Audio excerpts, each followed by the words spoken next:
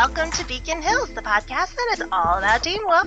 Today we're talking about episode 407, Weaponized, and hallelujah, Teen Wolf is back. Loving this episode. I am your co-host, Dawn. And I'm Lilith. And I gotta say, I think that Teen Wolf has been doing a great job with the comeback after a slow start. I liked it for the most part. Unfortunately, our ratings have dropped again.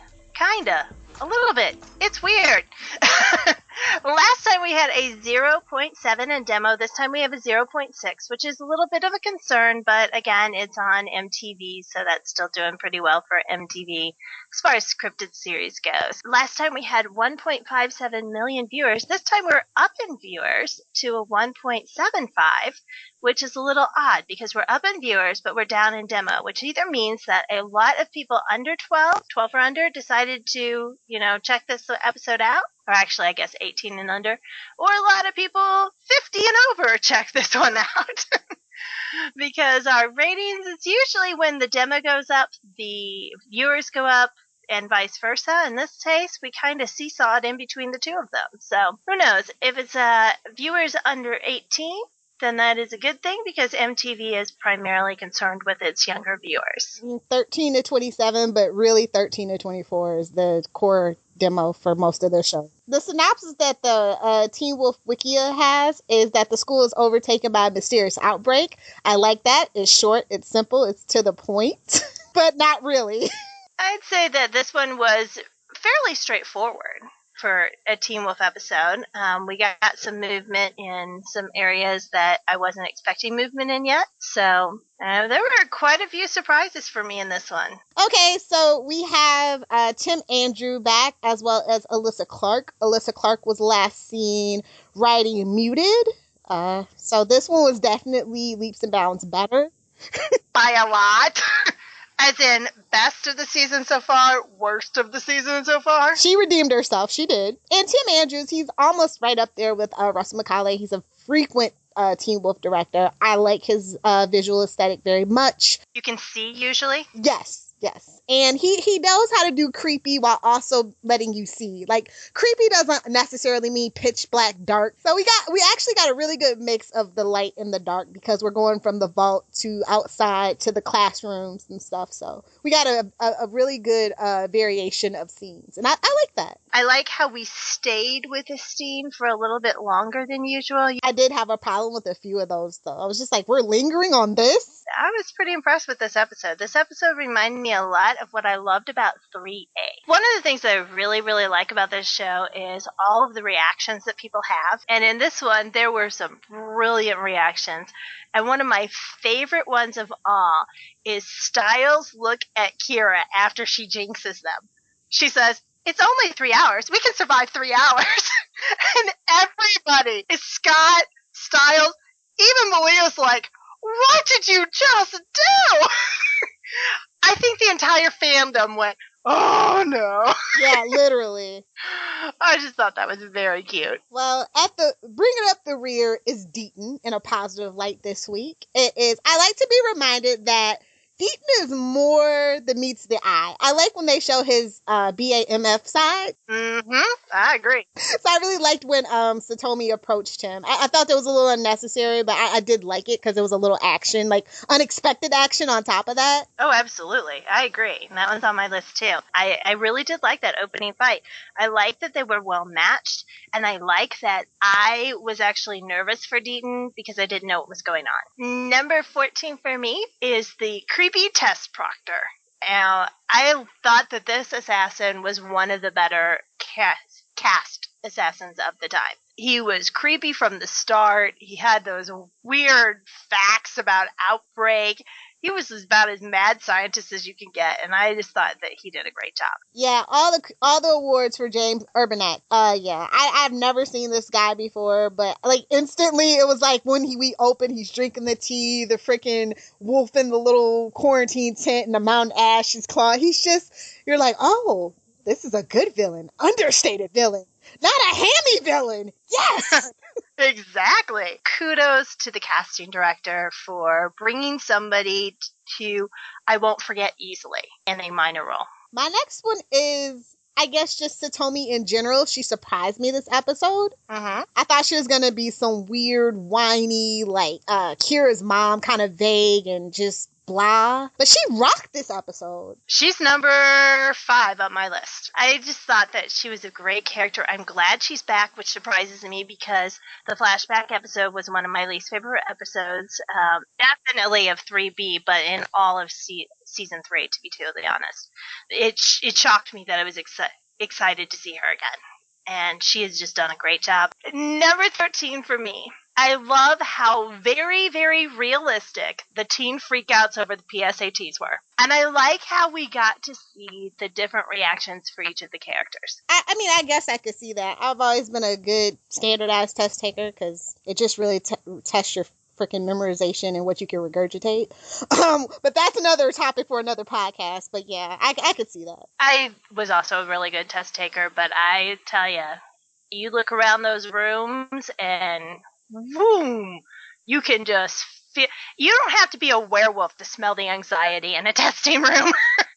I will give you that, ma'am. But I will say that it has changed a lot because it was a really huge cheating scandal about 4 years back. Like, I mean, I'm only been out of high school for like 10 years, and I kind of remember that now they have to like have like your thumbprint. That's a real thing, and like they're really serious. Like the cell phone thing, that's really like that was really true to form. And I was just like, wow, they actually got that right. I like all the little small continuity things that came up, from the mountain ash to Styles saying it's progress with Malia to saying I'd never leave you behind, and it was just really cool that they kind of like were doing it, even though it is the middle of the season and that just happened at the beginning. I think because they need all the continuity they can get is all. I thought it was great on continuity. Number 12 for me is a Scott moment.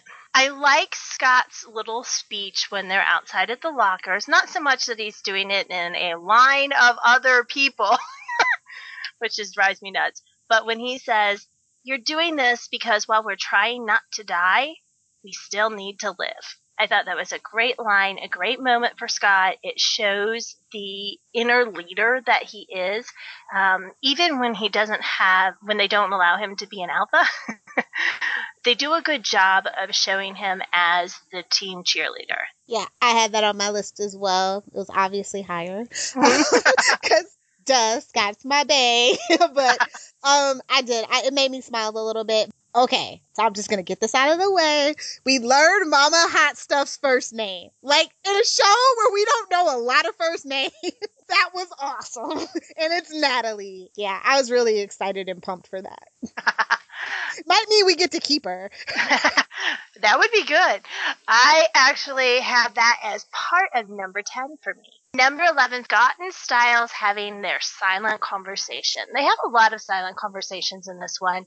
I really like that. It goes towards how strong their friendship is, how strong basically their brotherhood is. And so I really like those in any episode. And in this one, I love how if you were not looking at the screen, you would have missed it. Okay, so this actually didn't happen in that episode. It happened on Wolf Watch. I did actually happen 2 weeks in a row. This one was really good though. Wolf Watch was really good this past week. And, they were asking about, what's your favorite romance? And he's like, it's not a romance, it's a bromance. It's the story of Scott and Styles. And I just like to remind the fandom of that every now and then, just saying. Oh, I absolutely agree. Absolutely. I love that. Number 10 for me, all of the backstory on Natalie and Bobby. I like learning that Coach was an alcoholic. It doesn't make sense compared to what he was saying a few seasons ago. I understand that, and I understand that is a canon thing. And I'm good with people being upset with that. But I like that we got backstory, period. I want to know more about Coach. I want to know more about Lydia's mom. I think they were slowly retconning Coach way back when he met Brunsky. It was kind of implied that something happened to Coach's like professional athletic career, and that could kind of make sense. That was kind of like clicking with me. I remember what they said earlier, but the Brunsky thing is always kind of stuck in my head, and I feel like that's the way that they want to go with Coach. And I really like that. I hope that he continues to be a major player. It seems like we're seeing more of him in this season than we have in some other seasons, and I'm all for that. I want to talk about Derek and Satomi's moment when Satomi told him she reminded him of Talia. This is not the first time somebody's told him that. And I kind of like that because Talia, well, the way that people remember her, we really don't know. She could have been an awful witch. But the way that people remember her and she's so revered, I want that for Derek. You know what I mean? I want him to like bring greatness back to the Hale Pack. Oh, I agree. Because Peter ain't gonna do it. And I like that it was kind of the answer to what they were looking for, too. His little memory time about Talia was like the answer, the antidote. So I thought that was cool. That's going to be on the other end for me. Too convenient. Plot point is convenient. I will give you that. Yeah, so that'll be on my other side. Number 9 for me. Lydia tries to communicate with dead Meredith in the White Room. I thought that was a powerful scene. Wasn't really excited about Lydia in the last 2 episodes as far as how she treated Meredith. And so this, I felt, gave us a little redemption for the character. She apologizes first off, so that's good. And I think that was a very powerful character moment for Lydia. And the fact that the setting is so austere and it was silent and it felt very much like the whole room was caving in on her. And I think that was a great way to show how much pressure Lydia has been under during these last 2 seasons. I love the picture. I love the reveal of that. That was like the culmination of that scene. And I was just like, come again now, say what? That's higher on my list. Oh, sorry. Oh, you're good. Yeah. I just had to talk about that. And it was just like Lydia's reaction, my whole Twitter timeline reaction, my reaction. I'm telling you, cousins or half-sisters. Gotta be. And if that's the case, then it definitely was Lydia's father's mother. Yeah. And we might be right about him creeping around on Mama Hot Stuff. Yep. We called that, guys. Remember, you heard it here first. Yes, very true. Yeah, Lydia's story needs to be focused on. And I really want her mom to be part of her story. Speaking of Mama Hot Stuff, I absolutely loved the scene at the end where, Lydia runs up to her, they hug, and she goes, I'm sorry. I was just trying to get more overtime. I died! Like, way to lighten the situation. That was flawless. Money woes! Check! But at least it was funny. That is true. The other money woes were sad as hell, man.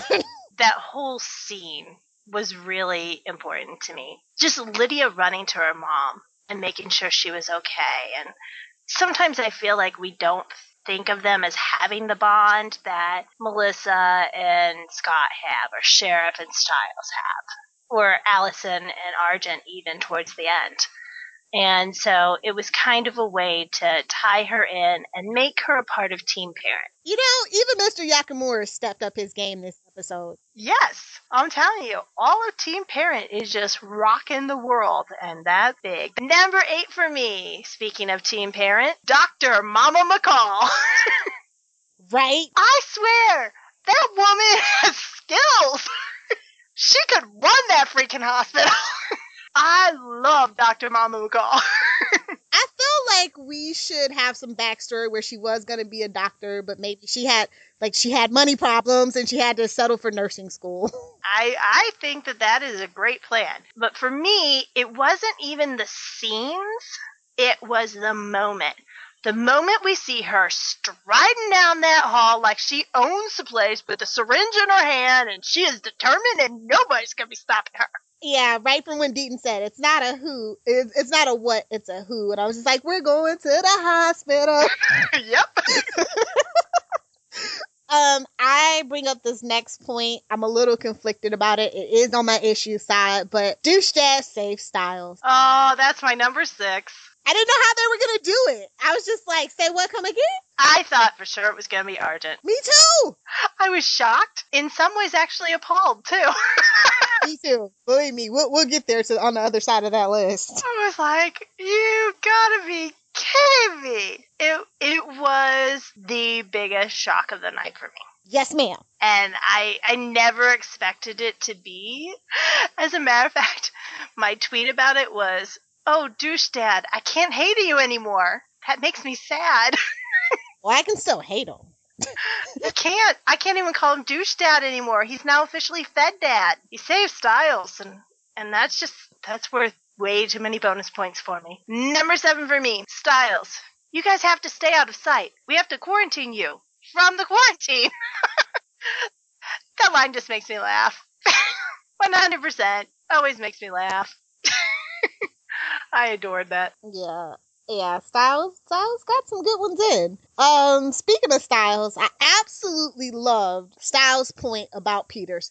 That was my somebody finally freaking said it award, okay? And he's absolutely 100% right, but they should have totally been the ones to tell her. Scott wanted to, and Styles was like, I don't know, man. He said it twice, in this episode, and so I feel like they're being a little too heavy-handed with this Peter thing. Yeah. I will say that for him not to be in the episode, it was a little too heavy-handed. Yeah, but I liked it too. And it's nice that they're actually calling it out. In many ways, he has gotten a pass. A lot of passes, to be totally honest. I don't even know how. Me either. He should be the Gerard, and he's not. And I'm not quite sure how that happened. So I'm glad that they're reminding everybody that Peter is indeed bad. I'm a little bit worried about where that anvil is leading us, though, because it does feel like an anvil. All right, number 6 was douche dad, so I'm going to switch it to... Oh, I'm just going to go with it. I am not a shipper, but my goodness. Styles holding a sick Malia and Kira wrapping herself around Scott just touched my heart. What? Yep. I am not a shipper at all. I am probably the most anti-shipper of podcasters. And that just was like, aw, that's sweet. So cute. I'm glad. And you are a shipper, so that makes it even like they did a good job with that. Yeah. If even I can go through there and not be like, oh my goodness, they're taking up time for this. Part of the reason why it's such a great scene is because other things were going on as well. And it's not a scene. It's just little moments. And there was no talking. There's no talking. There's no oppressive, I love you, and I'm going to be here for you forever, and blah, blah, blah, blah. Don't you die on me. Yes. There was no Viola singing her last aria. So I was very, very happy with how it was subtle, but it was pointed, and it was sweet. That may be... Well, it's actually not going to be my last shipper moment that I'm going to applaud even tonight. What? What is even going on this episode I don't know. It was just good. I'm worried about Dawn, guys. I might have to make a trip. The next thing I want to talk about is Scott's infectious state. I really thought that the glowing alpha eyes were really cool. Like, we don't get to see the werewolf powers that much. And I thought that was a really cool way to use them. The effects were just really good in general to this episode. Well, I mean, he finally used his damn wolf vision. I was happy. I was like, good job, Scott. I agree. It's going to be part of my number 1. Number 5 for me, Satomi dodges bullets like a Matrix Pro. And to top it off, she kills another young blonde assassin. She was fantastic. I definitely love that part too. I definitely did tweet the Matrix part too. I was like, the Matrix call, they want their effects back. But it was cool. That was one of my favorite scenes. Yeah, definitely. It was action, and it was cool action. Styles goes to give the message that Douchebag gave to him from Melissa, and he's pounding on the wall, and they probably thinking that Scott's dead by now, that it's too late. It was just, I like that scene. It's number 1. Oh, I'm sorry. It is the backbone of the Styles and Scott brotherhood, and it was mighty fun acting. Yes. It took me a while to determine what my favorite scene was going to be in this one, because there were so many scenes that I really, really loved. And that one ended up getting my number 1 spot because of the brotherhood. If you think about it, Scott is the only person that Styles is yelling about. Yes. Not Kira, not Malia, just Scott. And it was perfect. And then Scott falling out of the vault, basically. And them just, that moment where they're just looking at each other and grasping each other's shoulders, and it's like, okay, we're good, we're fine, we're gonna get through this together. And that is Teen Wolf. Yes. I mean, they gave me my Scott and Styles moment that I've been aching for 7 episodes now, and I was really pleased. But my number one scene, it's a solo Styles thing. So, well, my next one is going to be a Styles one also. It's also a moment that the shippers love. Number 4, Styles tells Malia goodbye and says he'll never leave her behind. I love that scene. Not just because I think that those two are a lot of fun together. And it's not because I ship them, because I'm happy they're together, but it won't be any sweat off my brow if they're apart. That was a great, like you said, great continuity in there. And just the whole scene gelled really well for me. From Styles looking at Scott and basically them both silently agreeing that he would be the one to leave. And then him going and giving Malia his jacket, and then him looking back behind at all of them. It was just very poignant for me. One of the better scenes of this entire season. Okay, I know I'm a dork. I'm sorry, guys. But I do have a thing for when the show either says its name or the episode name in an episode. I love the meta of it all, and they did it. They did it about 2 times too many. It was like 3 times total. The first time was cool. The second time I'm like, okay. And then the third time I'm like, okay, really? But I did like it. Number 3 for me. Send all the hate mail you want.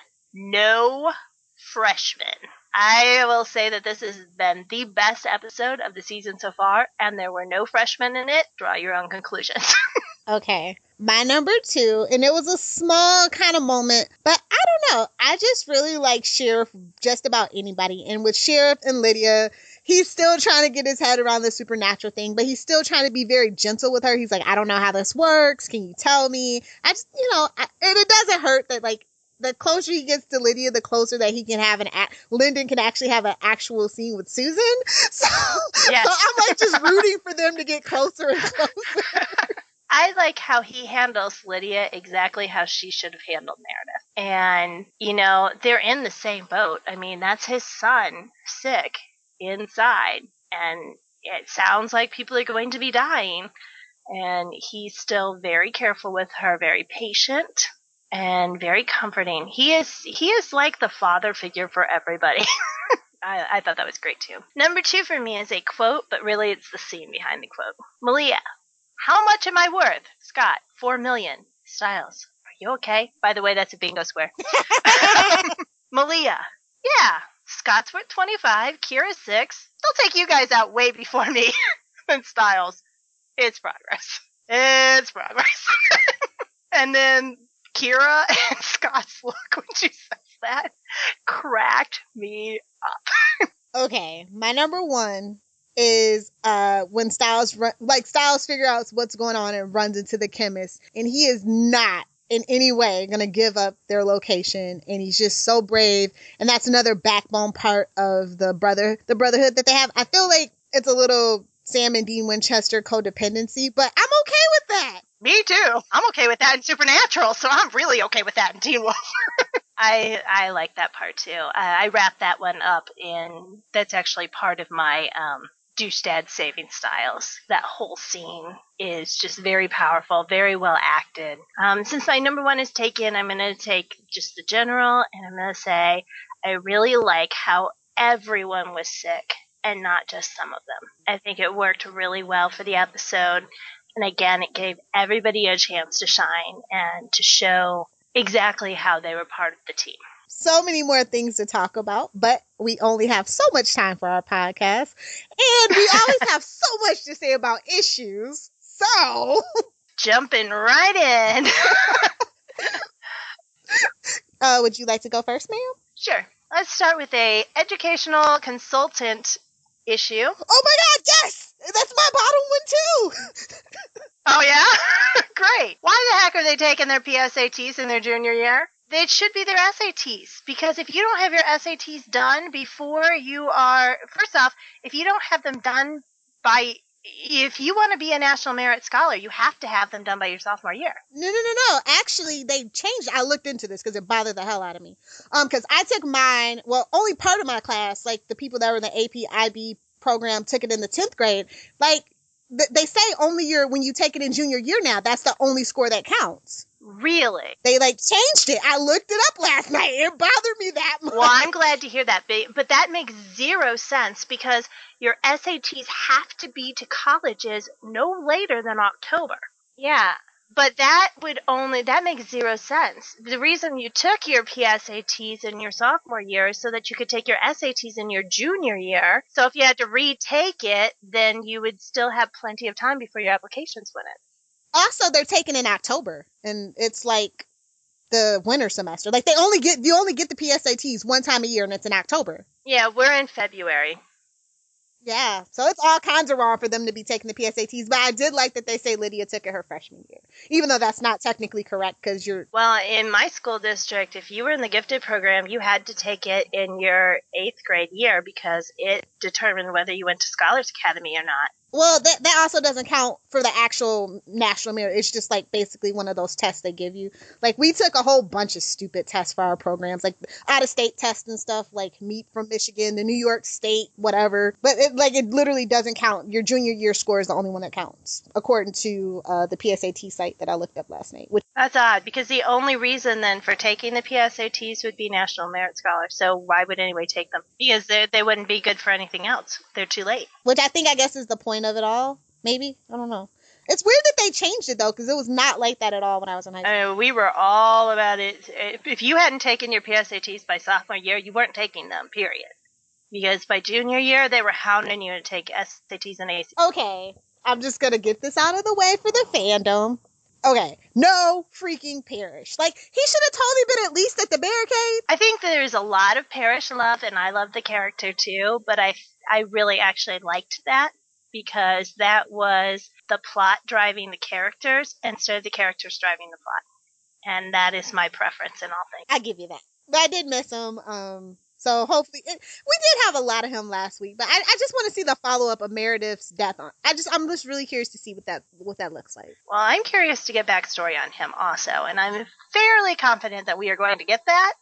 So I'm good with the wait for a little bit. Okay, my next question is a little nitpicky educational consultant thing too. Test proctor guy, I know you're evil, but seriously, who starts the countdown and then tells them to start? Also, they really wouldn't have started the test without the second teacher to observe either. If you need a thumbprint, we're going by the book here, you know what I mean? And as soon as the child fainted, that would be the end of that time test. No matter what, they would have to retake the test sometime later because that's a distraction in a time test. I want to talk about all the fake outs with Malia finding out. Mm-hmm. And then the end one was just music montage. I was expecting something to blow up behind her. It kind of took the seriousness out of it for me, the way that they presented that end scene when she found out. With the music and crap and the hair blowing. And Number 6 is a pet peeve of mine. Really has nothing to do with anything else. But my goodness, Mama McCall, you are a smart woman. You know pushing that elevator button 6,000 times is not going to help it go faster. I tweeted that! Okay, Teen Wolf should not be a gory show. We've had vomit, black goo, yellow vomit, black goo vomit, and now brain flaps. Really? I didn't sign up for this. Number 2. It's my "Can you at least give me a warning" award. Awkward moment when Teen Wolf thinks it's Grey's Anatomy. Or ER. Either one. I don't think that the CDC people took it serious enough. Okay, Kira shocked the lady. I think it's static electricity. Really? The pen was smoking, son. I don't think you deserve to be at the CDC if you think that was electric normal, everyday electric static. Let's just say that CDC is my list of the night. And number 1. And also on that side note, apparently all federal agents are just douchey. Yes. Because she was a little douchey. Yep. Number 4 for me. Kira hems and haws about secrets and Scott's house, and it's supposed to be funny, and it falls flat every single time. It just does. Wait, does she know Malia is a heel? Because she actually... She does. And okay. I have no idea why. Okay, I was confused. I'm like, it seems like she knows. She was nervous when they were doing the call thing, and I'm just like, when the hell did she find out? I don't even know who knows anymore. It's like Arrow. I don't know who the hell knows the secret anymore and who doesn't. Well, it's just odd because, first off, Kira is not one of them that they would tell. I mean, they found that out with Allison, but Kira was still fairly an outsider at that point. So why they told her, I have zero idea. And she would have no reason to need to know. I don't know. The whole scene fell completely flat for me, including the whole her blood makes static electricity. Okay, yes. I'm just going to bring this up. Douche dad equals Das Ex Machina! Just bugged the hell out of me. I was just like, really? It couldn't have been Argent. Really? It had to be him. I'm gonna give him all pros at this point. I don't know why it had to be him, though. He's gonna have to go back to earning major douche points for me. I just feel like they're trying to let him in on the secret now, and I'm not okay with that. I feel like they're moving it so that we're supposed to see him as a good guy. And this is the ultimate way to make him seem like a good guy.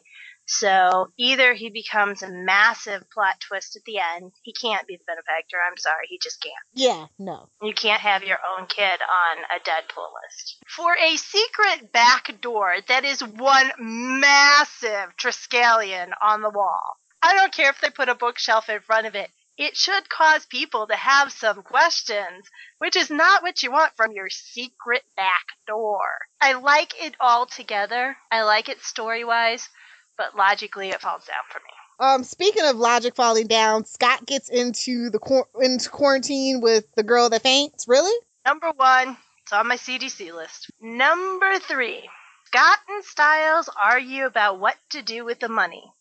But it's not really arguing, because Styles gets hem-haw disease and can't make a coherent sentence. I know that they're trying to have him have some moral conflict and not want to say it because it's not the right thing to do, but my goodness. But this is like the umpteenth time where Scott has said to Styles this season, what are you trying to say? And I'm right along with Scott, like, wait, what? Styles, why are you not making sense? Do you have another neurological disease? Like, what is going on? Is hem-haw disease must really seriously be a thing and contagious. It's contagious. The CDC needs to look into that, because it's going throughout Beacon Hills like wildfire. For a scene that I expected to be powerful, and I expected to be emotional and character-driven and just a moral dilemma, fluttered and died. I told you it wasn't gonna be. I literally told you that last week. No. You did. I still expect it to be a moral quandary, because I still haven't decided what to do. But that whole scene just fizzled out. The next thing I kind of want to talk about is, really? Canine distemper? Really? Well, at least it made a little bit more sense. Like, they did more research on the canine distemper than they did on their other stuff. Like, I was just like, really? That was our lesson. All right. I'm going to go with breathing in the dust saves them. Really. I don't know. It just seemed too convenient. Speaking of instantly cured, by the way, really? Everybody got better that quick? I don't think that's how infectious disease works. I'm sorry. Yep. No. Not all of them getting unsick at the exact same time. That's just weird. Was it a spell? It does feel like a spell instead of a virus. And, I understand them all getting sick at about the same time, but everybody, they have different body weights, they have different heredity. Somebody should have had a lingering illness that lasted longer, first off, because it is on every freaking virus ever. Everybody else gets cured, and you're the one person who just totally sucks at life, and you don't. All right, number 1 for me is the CDC. No CDC people can be worse than the ones on Helix. That being said, just by what TV I watch, because obviously I'm not an expert on this, there seems to be some major issues going on with the CDC. 1, it should take roughly more than 10 minutes for the CDC to arrive. The CDC were on the scene before the hospital, the sheriff department. Second, if you are isolating the sick and you were specifically telling me in word, we need to isolate the sick, Lydia's mom, then you probably should not be telling this to Scott, who, according to you, is not sick and is now standing next to the sick girl. Not to mention, you yourself are not sick. So should you really be in there without any kind of covering at all? You're not even wearing a mask. Then, when Mama Hot Stuff, or whatever we're calling her now, is yelling at the kids to get back, and then yelling at the pack at PSAT takers to get back into the classroom, it is the exact second that my brain would start firing off 6 billion questions. Cannot believe that Styles didn't ask one. He just went right back into the room. Does that sound like Styles to you? That does not sound like Styles to me. Then we have the fact that the CDC has set up a quarantine and everybody is walking through it. Mm-hmm. Then you are getting the blood from everybody else, but you're not asking them any questions. You've stuck them all in a classroom together, which is okay. For people who responded so quickly, they didn't seem to be caring about figuring out if people were healthy or sick. It wasn't the A team, apparently. They were like, yeah, use this as a trainer run. It's just Beacon Hills. Uh-huh. Then, once you have isolated the non-sick people, they just all go strolling around whenever they feel like it. Scott goes to the bathroom? Really? By himself? In a CDC outbreak condition? No way. He'd be accompanied by someone. Then, if she's knocking on the door insistently, and he does not answer, there is not one person that would not have gone in there and said, what the heck is up? Send the CDC in. That would be a major crisis moment. Then you have 4 non-sick kids who go missing, and the CDC doesn't seem to even know it.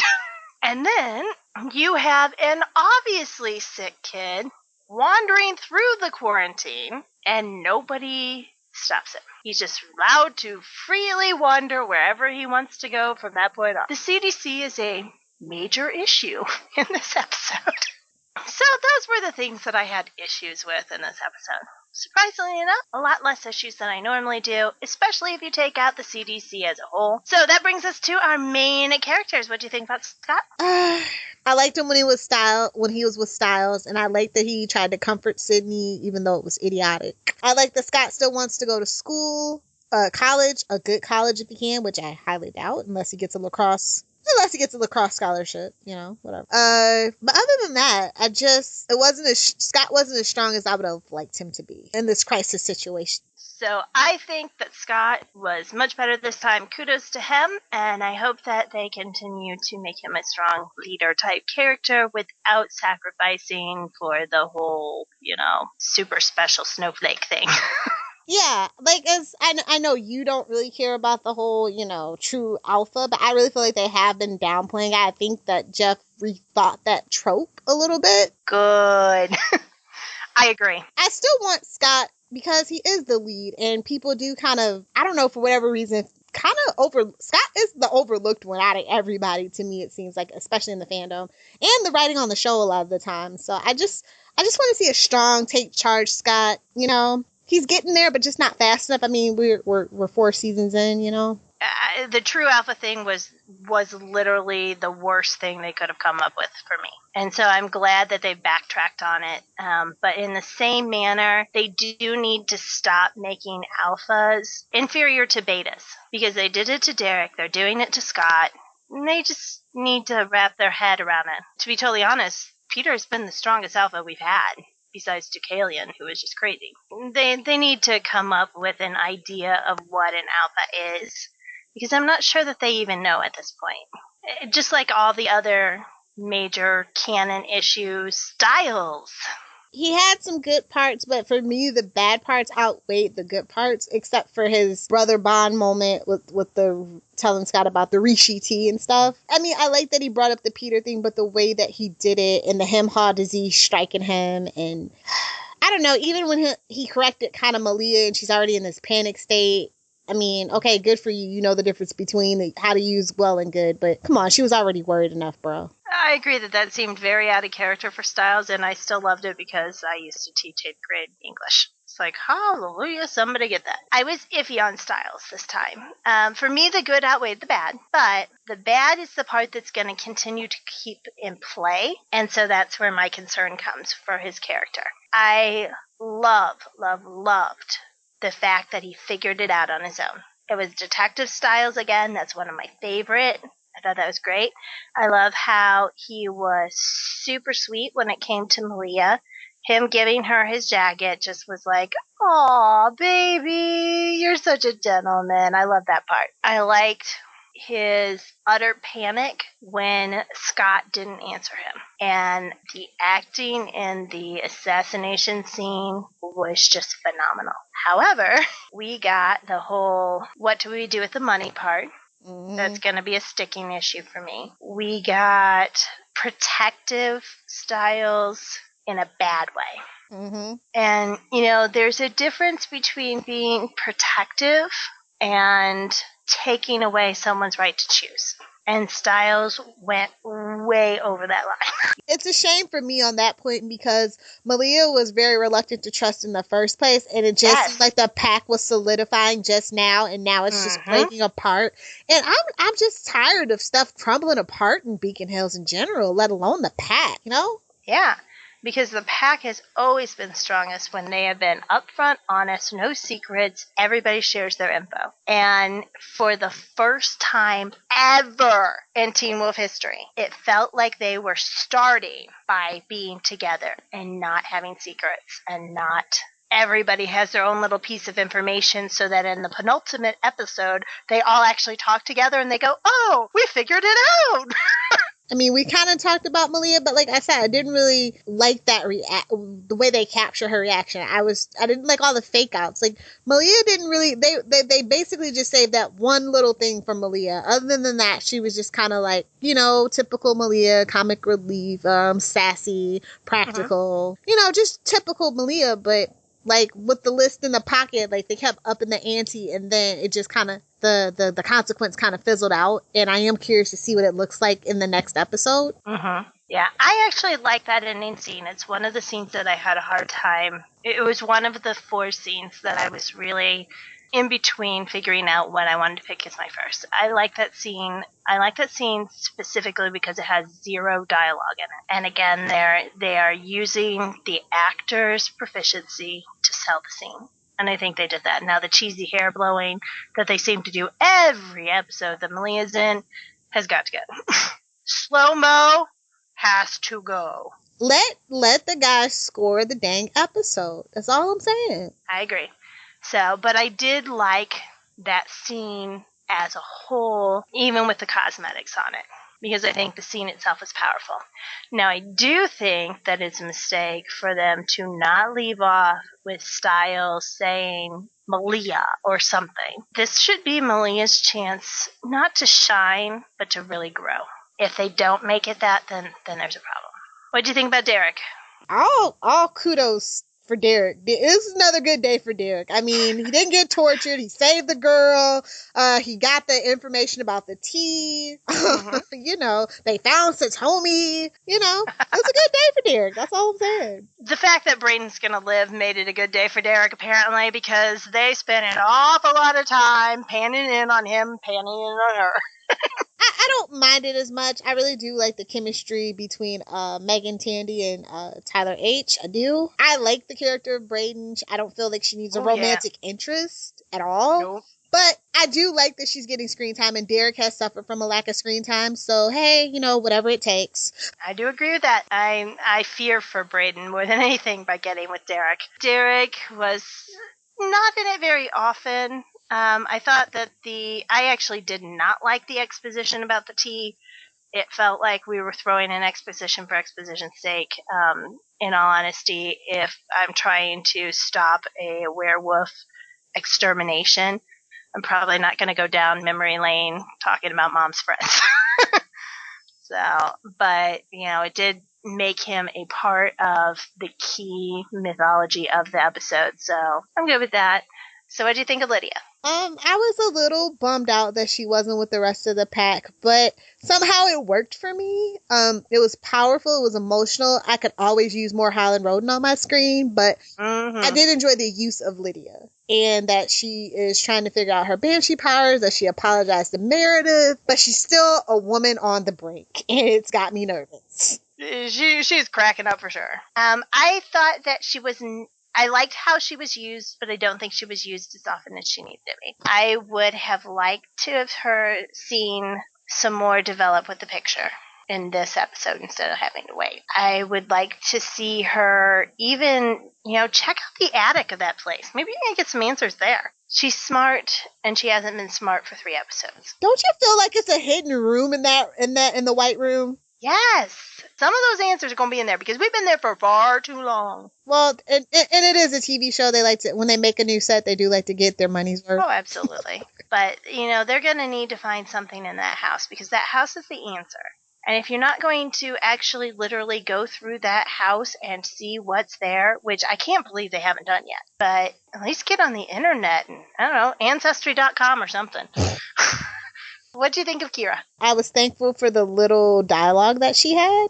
Yeah, I agree. But she was still, when she did talk, she still irritated the hell out of me. They really need to do something with Kira. It's a shame. I love Art and Cho. And it's just a shame that they're not, it feels like they're stalled out with Kira. It feels like they are devolving her.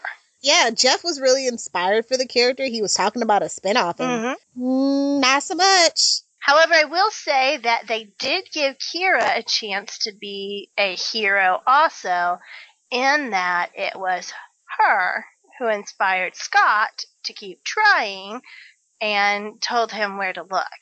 So she does get her little hero moment also, which was nice, because out of every character in there, she would be the one that would be shafted. So I did like that. I was just glad she didn't whip out her sword this episode. Even her little static electric blood annoyed the hell out of me. I'm really at a point with Kira. Like, I can't. I'm tired of her being Allison 2.0 and half of the character. At this point, they just need to start over. They just need to have the Yakimuras move. That's all I'm saying. Just go ahead with that plan, son. Just do it. I mean, don't kill her. Just move away. We can get a phone call every now and then. A little Skype if Skype's sponsoring us. All right. Which secondary characters do you want to talk about? What do we even have? Deaton, parents. I mean, we already kind of talked about Melissa, and I kind of talked about Deaton already. Sheriff, it was kind of a blink and you missed it, really. Mama Hot Stuff, I mean, she's a biology teacher, I get it. Now, I think that was kind of an over panic. Me too, but I really particularly like the idea that she is smart. So now they're showing that she's smart, she can make quick decisions, she follows through. It's the first time that I've ever seen where Lydia got her personality. Villain of the week, this is pretty much a no-brainer. The chemist and the blonde assassin. Oh my god, Dawn, we didn't talk about the tape. Are you going to talk about the tape? Yeah, I was going to put that in theories. Or actually, let's do it in season progression. Go ahead. So we got a little looky-loo, or a listen-loo, as it were, at the tape, and this is the introduction tape that they got. And, side note, Scott has a boombox in his room with a tape player. Who knew? I guess they've been poor for a long time. It's not 2014 in Beacon Hills. No kid I know owns a boombox. That was my what the heck moment for the entire episode.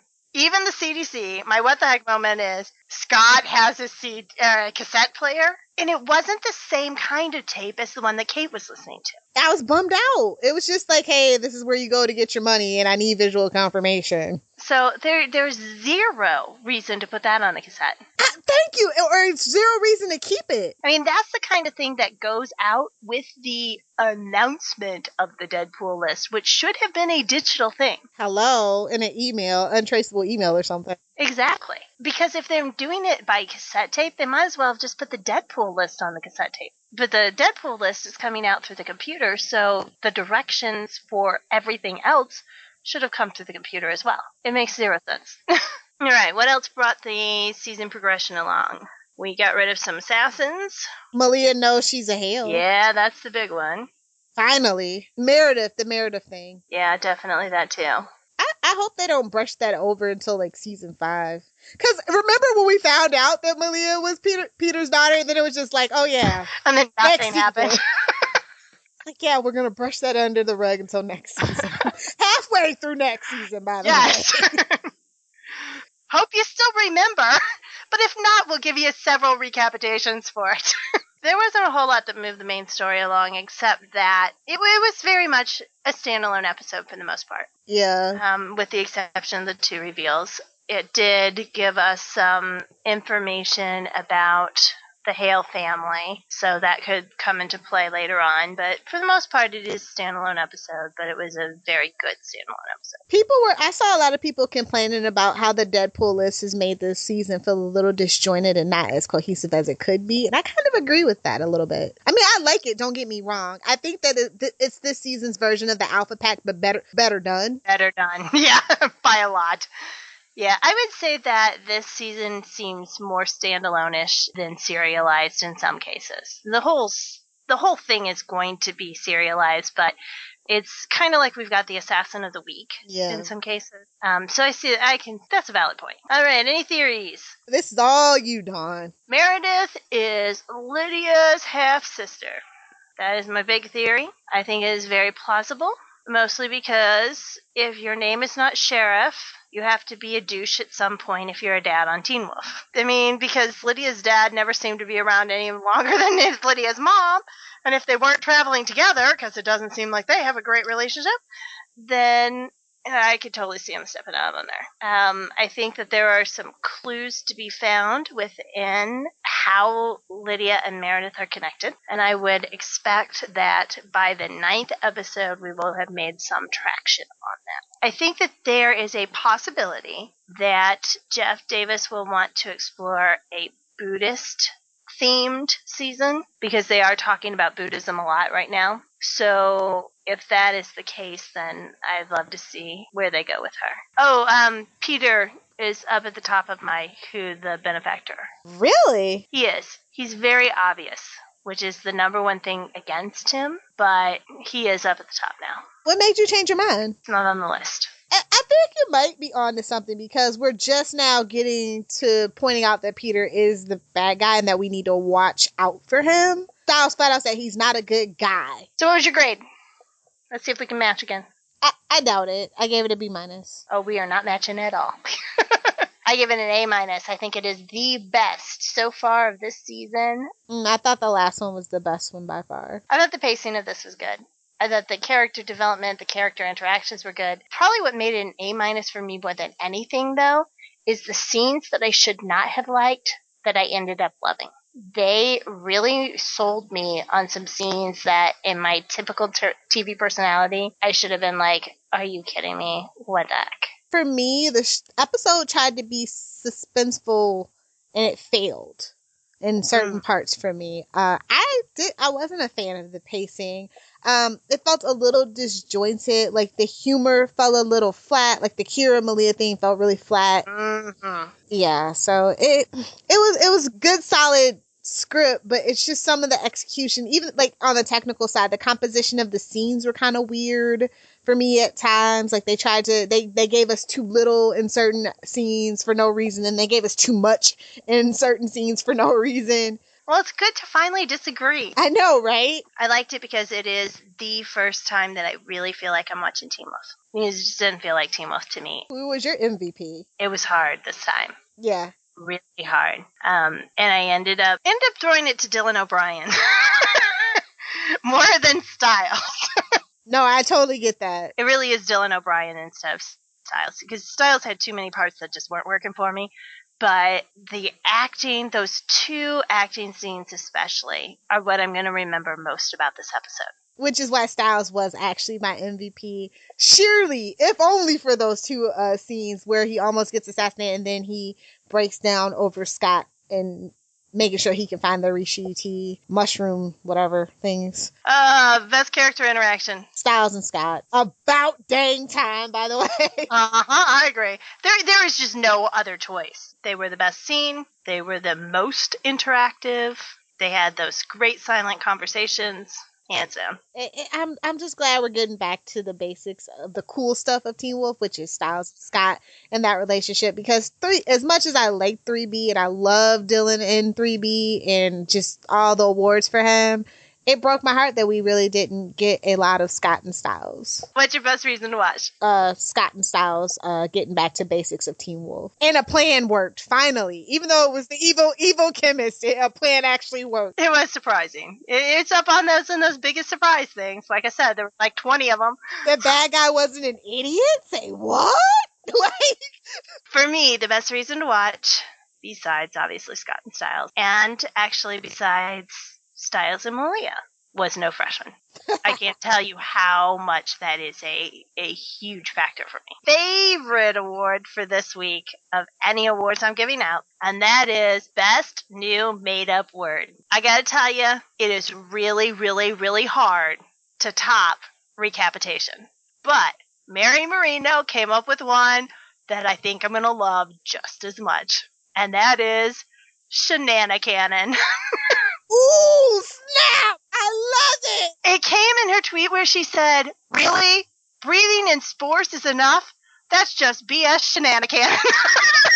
I told her, I'm stealing your word. But that is, like, fantastic. Shenanicanin. So, thank you very much, Mary. You made my day. And since that was a Twitter thing, we might as well go right into our fan critic and listener reaction. All right. I ended up deciding that I was just going to do one per official person who tweeted. And then I also have my favorite Twitter debate or Twitter conversation going on. And this time, surprisingly, it was not between Melissa and Lyndon. Oh. So, yeah. So, we're going to start with J.R. Bourne, who's known as Argent. And he said, vault, pantry, same thing? Because seriously, they're storing some sketchy stuff in that vault. Megan Tandy, who also plays Brayden. I actually have more than one for her. And she said, they did not just cut that man's head open. Oh, hell no. Bye. Felt the same way. Susan Walters, who plays Lydia's mom. She said, Scott, what you doing in the boys' room for so long? Hashtag, get back to class. Hashtag, don't make me come in. Which I loved. Now, the best debate or conversation on Twitter actually came between Orny Adams and Susan Walters this time. So, Coach and Lydia's mom. And it had everything to do with the scene where she comes and checks his back. And so he started it by saying something about the look on her face, and then and then how his back has like 3% fat and it's a stellar back, and he's like really talking up his back. And then she goes in and she's like, trust me, it was the rash, not your back. Your back is fine. And then they keep going and going and going, and suddenly somebody starts a Coach's Back for MTV award, our Teen Choice Award kind of segment, and it just took on a whole life of its own. And so now hashtag Coach's Back has become a thing.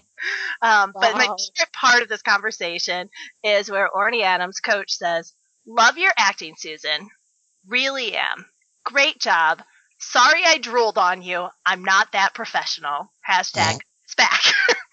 And Susan, Lydia's mom, goes back, hey, thanks. I haven't washed my drooled on hands since. And they were just fabulous. Back and forth, back and forth. It was funny.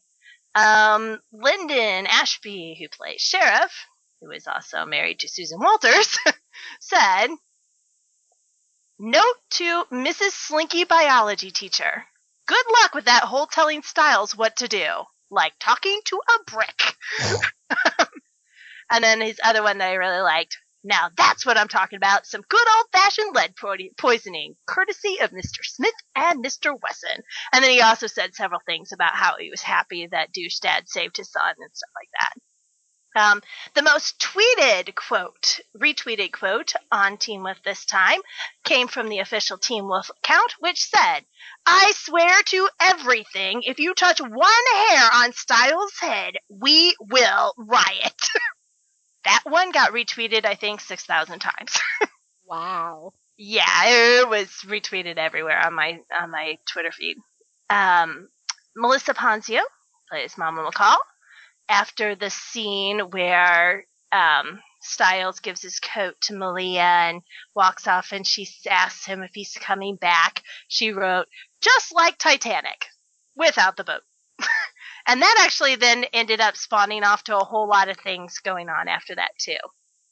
Orny Adams, who plays Coach, "If Coach dies, you better believe I'm telling everyone the truth behind Greenberg. The whole truth. You deserve to know if Coach dies." So, it thought it'd be interesting when she's doing that. Shelley Hennig said, "Look like Malia is good at math when she needs to be."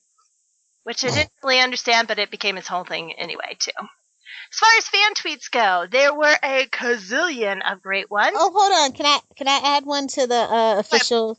Lyndon Ashby tweets at MTV Teen Wolf. "That's a good looking biology teacher. I'm just saying." I love that one. Oh yeah, he actually had 2 or 3 that were very cute in that way too. And then he also started a conversation with Tyler Posey, who plays Scott. So that was kind of fun too. They just really tweeted the heck out of this episode. Everybody was tweeting back and forth, and it became a major thing. All right, fan tweets. At Biffs says, "In Beacon Hills High School, it is literally a life hazard to go to the boys' locker room."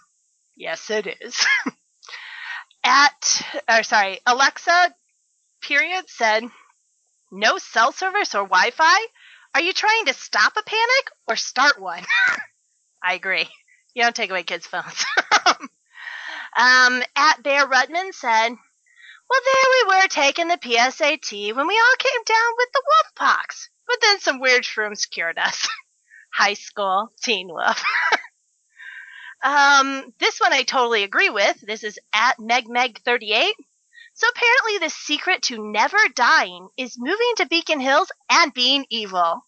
The mute is back." Eddie Camp was my most true statement of the night, and he said, "I love Wolf Watch. Said no Teen Wolf fan ever. Seriously, just give us an encore." Shelby Smiley Face said, "When there are 17 deaths in just 7 episodes and no one is the slightest bit phased, welcome to Teen Wolf." I love at Sierra Marsek's plan.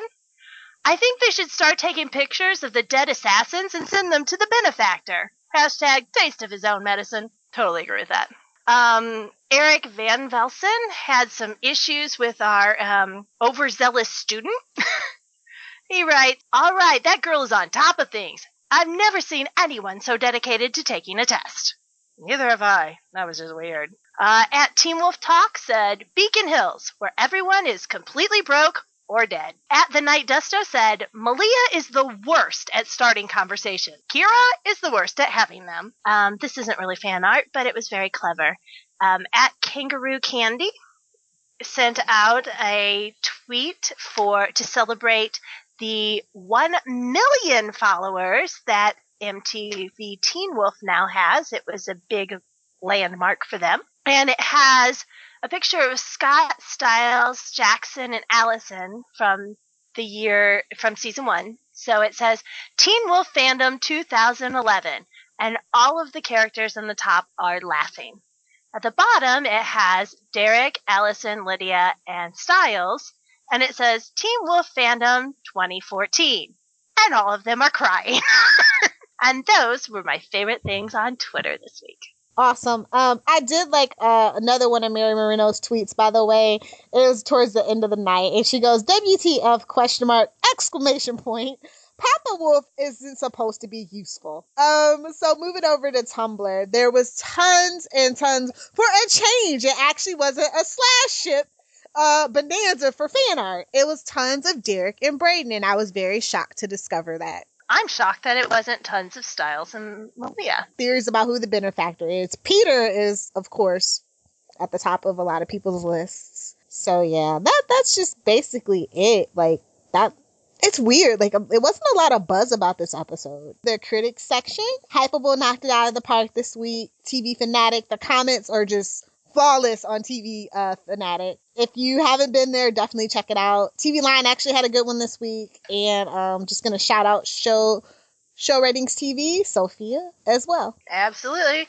We love to shout out hers because she is also part of the Southgate Media podcast crew. And you can find all of things that she's podcasting, including Supernatural with Lilith. And you can go to southgatemediagroup.com and find out all of the great podcasts that we have. There's more all the time. Oh, yeah, we have no email, but if you do want to email us, please feel free to contact us at teenwolf.smgpod@gmail.com. Our Twitter is at Beacon Hills Pod. You can find us on Facebook at Welcome to Beacon Hills Podcast. We are a community page dedicated to Teen Wolf and for our fans that listen to our podcast. So why don't you come over, leave some comments if you don't feel like sending an email or a tweet. That works too. And you can find us on Tumblr at welcome to Beacon Hills Podcast.tumblr.com. The Ask Box is open and anonymous feature is on if you so choose to use it. Please don't abuse it. But what we're saying is we'd love to hear from you in any form that you would like. So, yeah, you can contact me at Dawn1 on Twitter. That's DAHNE1. You can contact me through email, dawn@spoilertv.com. You can also contact my Facebook page. In about 2 months, I'll see it. If you just want to hang out with me, especially on Tuesdays, if you love The Flash, we do a live tweet of the original's 1990 Flash, and in about 3 or 4 weeks, John Wesley Shipp actually is going to be live tweeting with us. So I want to invite everybody to kind of come out, give him some love. He is officially a recurring cast member of the new Flash show on the CW, and he might be able to give us a few cool, fun facts and tidbits. Well, that is a wrap for Welcome to Beacon Hills, episode 4.07 Weaponized, and just avoid standardized testing because first off, it sucks, and also, dude, it's Beacon Hills.